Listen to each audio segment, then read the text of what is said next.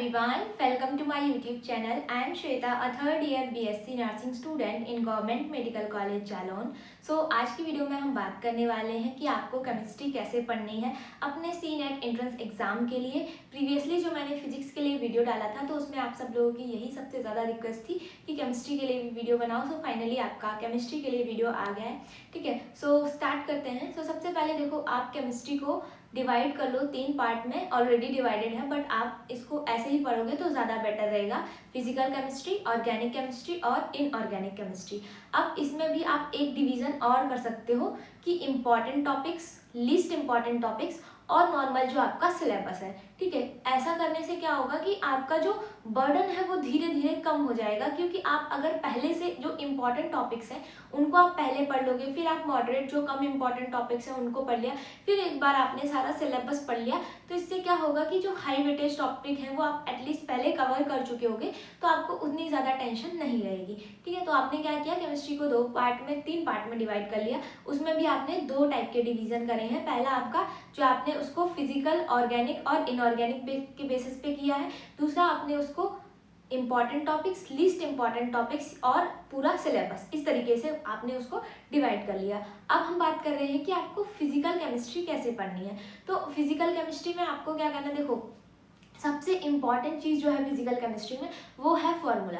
अगर आपको मान लो फॉर्मूला ही याद नहीं है तो आप क्या ही करोगे उसमें। ठीक है, तो सबसे पहले आपको फिजिकल केमिस्ट्री में जितने फॉर्मूलाज हैं उन सबको लिख लो एक जगह। अगर किसी पेज पे लिख सकते हो उसको लिख के स्टिक कर लो कहीं दीवार पे, जिससे आप उसको बार बार देखो और उसको रिवाइज करो। और देखो फॉर्मूलेज ना ऐसे अगर आप लर्न करोगे तो याद हो जाएंगे, बट आप जितनी ज़्यादा उनके साथ प्रैक्टिस करते हो वो आपको उतने अच्छे से लर्न होते हैं। तो पहले तो एक साथ लिख लो फिजिकल केमिस्ट्री के जितने भी फॉर्मूले हैं 11th और 12th को मिला के। ठीक है, अब आप निकालो कि फिजिकल केमिस्ट्री में कौन से टॉपिक सबसे ज़्यादा इंपॉर्टेंट है। ठीक है, तो उनसे स्टार्ट करो, या फिर अगर आप ऐसे इंपॉर्टेंट टॉपिक्स पे डायरेक्टली नहीं जा पा रहे हो, अगर आपका बेस वगैरह बिल्कुल क्लियर नहीं है, आपने पहले से कुछ भी नहीं पढ़ा है, तो आप स्टार्टिंग कर सकते हो क्लास 11th के चैप्टर से, क्योंकि 11th के चैप्टर्स थोड़े से बेसिक हैं 12th के कंपैरिजन में। तो आप क्या कर सकते हो, आपके जो 11th के चैप्टर्स हैं उनमें फिजिकल केमिस्ट्री से स्टार्ट करो। पहले फॉर्मूले अगर आपने लर्न कर लिए, देन आप क्वेश्चन प्रैक्टिस पे ध्यान दो। क्वेश्चन प्रैक्टिस पे जो क्वेश्चंस हैं उनको सॉल्व करो। पहले काफ़ी एकदम जो बेस वाले क्वेश्चन है ना, कि बस उनमें आप फॉर्मूला लगाओ और इजीली आपका आंसर निकल आए, आपको वैसे क्वेश्चंस की प्रैक्टिस करनी है। जब आप ये वाले क्वेश्चंस प्रैक्टिस करोगे तो आपको थोड़ा थोड़ा कॉन्फिडेंस आएगा कि ठीक है मैं कर पा रहा हूँ। तो उससे क्या होगा कि आपका मन लगेगा और ज़्यादा टफ क्वेश्चन करने में। तो आप धीरे धीरे करके अपना जो लेवल है वो धीरे धीरे अपग्रेड करो। अगर एकदम से आप टफ क्वेश्चंस पे जंप कर जाओगे तो एक तो वो गलत होंगे ही होंगे क्योंकि आपको आते नहीं है, दूसरी चीज़ आपका मोरल डाउन हो जाएगा कि आपसे नहीं हो रहे हैं। तो वो जब एक बार कॉन्फिडेंस डाउन हो जाता है तो फिर पढ़ने में उतना मन भी नहीं लगता है। तो आपको क्या करना है कि पहले आपको फॉर्मूला लिखने हैं, फिर उसके बाद क्वेश्चन प्रैक्टिस करनी है। क्वेश्चन प्रैक्टिस भी आप अपने बिल्कुल बेसिक क्वेश्चन से स्टार्ट करो। जब आपका एक बार बेसिक क्लियर हो गया देन आप जाओ इंपॉर्टेंट टॉपिक्स पे। जो इंपॉर्टेंट टॉपिक्स हैं पहले उनको कवर करो, क्योंकि आपको भी पता है देखो अब टाइम बहुत ज़्यादा नहीं बचा है हमारे पास कि हम हर चीज़ को एक एक करके उसको कवर करें। तो पहले जो मोस्ट इंपॉर्टेंट टॉपिक्स हैं उनको कवर कर लो ताकि बर्डन थोड़ा कम हो जाए। ठीक है, अब आपने वो कर लिया तो आपको क्या करना है, अब आप जंप करो अपने जो आपका ऑर्गेनिक केमिस्ट्री है। और ऑर्गेनिक केमिस्ट्री सब स्टूडेंट्स को बहुत ज़्यादा डर लगता है इससे। और एक चीज़ छूट गई फिजिकल केमिस्ट्री में, इसमें क्या है कि कुछ लोग पूछते हैं कि क्या न्यूमेरिकल्स आते हैं फिजिकल केमिस्ट्री में। तो देखो फिजिकल केमिस्ट्री में अगर न्यूमेरिकल्स की बात करी जाए तो वैसे अभी तक मुझे याद है जब मेरे टाइम पे 40 क्वेश्चन आए थे तो उसमें से 2 या 3 न्यूमेरिकल आए थे, और वो भी ऐसे थे कि अगर आपको फॉर्मूला याद है तो आप इजीली उसको सॉल्व कर सकते हो। तो कुछ ऐसा भारी भरकम न्यूमेरिकल नहीं आते हैं। एक तो क्वेश्चंस ट्रिकी हो सकते हैं अगर फिजिकल केमिस्ट्री की ही बात करी जाए तो उसमें, बाकी इतना टफ जैसे आपकी नीट में देखने को मिलते हैं तो वैसे न्यूमेरिकल यहाँ नहीं पूछे जाते हैं। तो आपको उतना ज़्यादा लोड नहीं लेना है, बट आपको चीज़ें सारी पता होनी चाहिए। ठीक है, उसके बाद बात करते हैं ऑर्गेनिक केमिस्ट्री की। तो ऑर्गेनिक केमिस्ट्री में सबसे पहले तो एक चीज़ का फियर निकाल दो कि हमें ऑर्गेनिक केमिस्ट्री आएगी ही नहीं। काफ़ी स्टूडेंट्स पहले से ही मन बना के रखते हैं कि मुझे तो आती नहीं है और मुझे आएगी भी नहीं।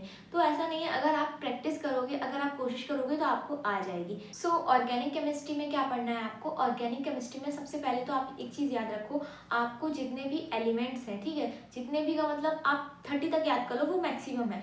वो जो एलिमेंट्स हैं उनका एटॉमिक नंबर उनका मास नंबर और उनका जो इलेक्ट्रॉनिक कॉन्फ़िगरेशन है वो याद कर लो। वो आपका इनऑर्गेनिक में भी हेल्प करेगा और ऑर्गेनिक में भी हेल्प करेगा, क्योंकि आपके सीनेट में कुछ क्वेश्चंस इतने ज़्यादा बेसिक आते हैं। अब एक बच्चे ने मुझसे पूछा था कि बेसिक का मतलब क्या होता है, हमें बेसिक नहीं पता।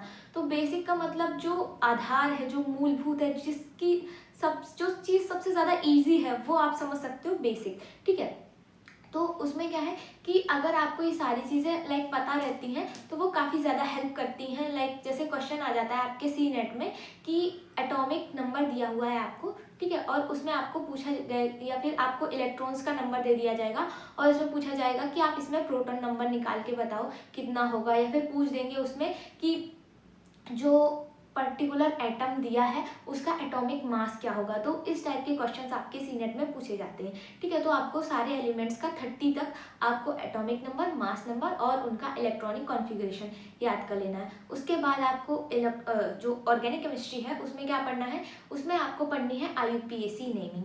IUPAC नेमिंग जो बेसिक है ना एकदम, मतलब जो स्टार्टिंग से जो छोटे छोटे जहाँ पे 1 बॉन्ड 2 बॉन्ड बनते हैं ना, वो वाली सबसे पहले आप वो सीखो IUPAC नेमिंग, क्योंकि आपके सीनेट में पूछी जाती है। तो इसमें क्या है कि धीरे धीरे स्टार्ट करो, जो छोटी से छोटी है, देन आप बड़े पे जाओ। एकदम से अगर आप बड़े पे जाओगे तो आपको नहीं समझ में आएगी। तो आप पहले उसको देखो, सीखो, उसमें कैसे बनते हैं एल्केन से एल्कीन, एल्कीन, अल्काइन।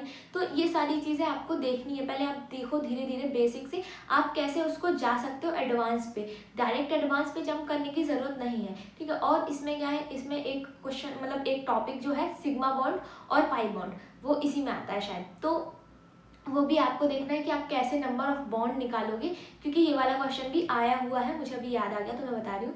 ठीक है, तो ये आपको देखना है और उसमें आपको पूछ देते हैं कि इसमें कौन सा बॉन्ड है, इलेक्ट्रॉनिक बॉन्ड है, कोवैलेंट बॉन्ड है। तो ये टाइप के क्वेश्चन भी आते हैं। उसके बाद आपको रिएक्शंस पे जाना है, और रिएक्शन देखो बहुत भारी भरकम सी रिएक्शन आपसे सी नेट में नहीं पूछी जाती है। देखो आने को कुछ भी आ सकता है, वो एक्सेप्शन है, बट आपको बहुत ज़्यादा एकदम टफ क्वेश्चंस की प्रैक्टिस नहीं करनी है। मेरा बस कहने का ये मतलब है, आप इजी टू मॉडरेट क्वेश्चंस की प्रैक्टिस करो और आप टफ क्वेश्चंस को भी देखो, बट पहले आप अपने इस पे ध्यान दो कि आप जो इजी क्वेश्चंस है पहले आप उनको क्लियर कर लो, देन मॉडरेट पे जाओ और उसके बाद आप टफ क्वेश्चंस पे जाओ। तो आपको पहले धीरे धीरे छोटी छोटी जो रिएक्शंस है उनको करना सीखो, उनको समझो कि उनका मैकेनिज्म क्या है, कैसे वो रिएक्शन बन रही है, और अगर उसमें कोई पर्टिकुलर एजेंट का यूज़ हो रहा है, कैटलिस्ट का यूज़ हो रहा है, तो वो कैसे काम कर रहा है, वो चीज़ें आपको समझनी है। ठीक है, और जब आप एक बार मैकेनिज्म समझ जाओगे ना किसी चीज़ का, तो आपको ज़्यादा उसमें रट्टाफिकेशन करने की ज़रूरत नहीं पड़ेगी। ठीक है, तो आपको क्या करना है, आपको पहले अच्छे से देखना है कैसे एक रिएक्शन बन रही है, उसके बाद उसको आपको खुद से प्रैक्टिस करनी है। और जो कुछ ऐसी फेमस सी रिएक्शंस हैं, जो नेम रिएक्शंस हैं, उनको आप याद कर लो, क्योंकि कभी कभी नाम से भी डायरेक्टली रिएक्शन पूछ दी जाती है एग्जाम में। तो वो आप एक साथ लिख लो, या तो फिर आपको जैसे ठीक लगे, वैसे सबसे बेटर ऑप्शन यही है कि आप लिख लो एक साथ उसको, एंड देन आप उसको याद कर लो। तो ये था आपका ऑर्गेनिक के लिए। अब हम बात कर रहे हैं इनऑर्गेनिक की। तो इनऑर्गेनिक केमिस्ट्री मतलब मुझे लगता है कि जो यूपीसी नेट एंट्रेंस एग्जाम है उसमें फिजिकल केमिस्ट्री और ऑर्गेनिक केमिस्ट्री दोनों से ज़्यादा पोर्शन आता है इनऑर्गेनिक केमिस्ट्री से। पीरियोडिक टेबल जो है आपका, उसमें से क्वेश्चन आते ही आते हैं। पीरियोडिक टेबल में भी सबसे ज़्यादा आपसे जो क्वेश्चन पूछे जाते हैं वो एस ब्लॉक से और डी ब्लॉक से, इन दोनों ब्लॉक से सबसे ज़्यादा क्वेश्चन आते हैं।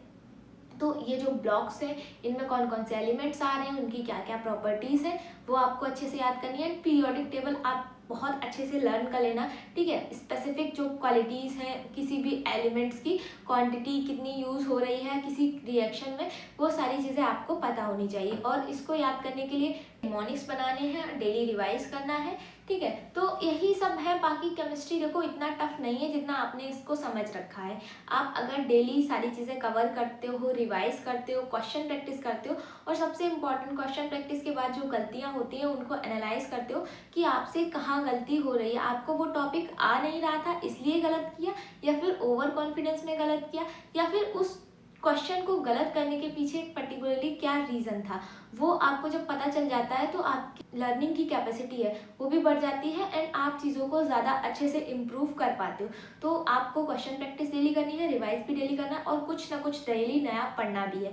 ठीक है, अब आप पूछोगे कि हमें केमिस्ट्री कितने घंटे पढ़नी चाहिए, तो देखो केमिस्ट्री पढ़ने का ऐसा सच कुछ है नहीं, सीरियसली बोलूँ तो, कि कितने घंटे पढ़नी चाहिए। बट ये चीज़ आपको पता हो सकती है कि आपको केमिस्ट्री कैसी आती है, लाइक आती है, बिल्कुल नहीं आती है, अभी तक कुछ नहीं पढ़ा है, तो उसके अकॉर्डिंग अगर आपको केमिस्ट्री बिल्कुल भी नहीं आती है या फिर कुछ पढ़ा नहीं है अभी, तो एटलीस्ट आप इसको 3 घंटे दो, 1 घंटे लेक्चर के लिए, 1 घंटे आपका खुद से रिवीजन के लिए एंड 1 घंटे आपका क्वेश्चन प्रैक्टिस के लिए, ठीक है। और अगर आपको लग रहा है कि क्वेश्चन प्रैक्टिस के लिए ज़्यादा हो रहा है या रिवीजन के लिए, तो वो टाइम आप अपने अकॉर्डिंग मैनेज कर सकते हो। और वो लोग जिनसे सिर्फ क्वेश्चन प्रैक्टिस में गलती हो रही है, आप 1 घंटे पढ़ के काम चला सकते हो। एंड वो लोग जो दोनों के बीच में है, तो आप 2 घंटे पढ़ सकते हो अपने अकॉर्डिंग। या फिर अगर आपको लग रहा है कि आप इससे ज़्यादा भी टाइम दे सकते हो, तो और अच्छी बात है, आप उसको टाइम दो। सो ये था पूरा केमिस्ट्री के बारे में। आई होप आपको केमिस्ट्री से रिलेटेड सारी चीज़ें क्लियर हो गई होंगी।